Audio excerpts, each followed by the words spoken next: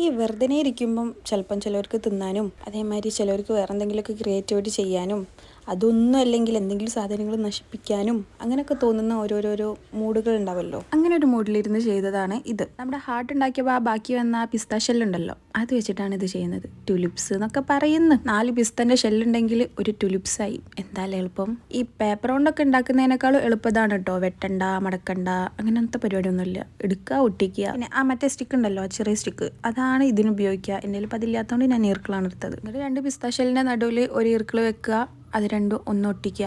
എന്നിട്ട് ആ 2 ഗ്യാപ്പിൻ്റെ അപ്പുറം ഇപ്പുറമായിട്ട് വേറെ 2 കൂടി ഒട്ടിക്കുക. ഫ്ലവറായി. പിന്നെ വേണമെങ്കിൽ ഒന്ന് കളർ ചെയ്യുക. അത് കളർ ചെയ്യാതും ഭംഗിയുണ്ട്. ഇനിയൊന്ന് കളർ ആവണം എന്നുണ്ടെങ്കിൽ കളർ ആയിക്കോട്ടെ. പിന്നെ വേറൊരു കാര്യം എന്താണെന്ന് വെച്ചാൽ കുറേ ഫ്രണ്ട്സ് മിനി നോട്ട്ബുക്ക്, അതുപോലെ തന്നെ ജ്വല്ലറി ഓർഗനൈസർ, പിന്നെ അങ്ങനെ എന്തൊക്കെയോ ഉണ്ടാക്കാൻ വേണ്ടി പറഞ്ഞിട്ടുണ്ടായിരുന്നു.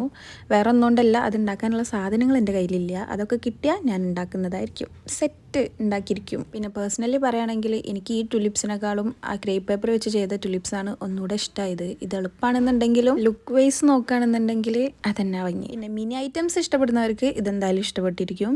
അപ്പോൾ അത്രയേ ഉള്ളൂ. വീഡിയോ ഇഷ്ടമാകുന്നുണ്ടെങ്കിൽ ലൈക്ക് ചെയ്യാൻ മറക്കണ്ട. പിന്നെ കുറേ ആൾക്കാർ സബ്സ്ക്രൈബ് ചെയ്യാതെ കാണുന്നുണ്ട്. പ്ലീസ് ഒന്ന് സബ്സ്ക്രൈബ് ചെയ്യണേ. പിന്നെ നിങ്ങൾക്കും ഇതേപോലെ എന്തെങ്കിലും ക്രിയേറ്റീവ് ഐഡിയാസ് ഉണ്ടെങ്കിൽ അതൊന്ന് കമൻറ്റ് ചെയ്യണം.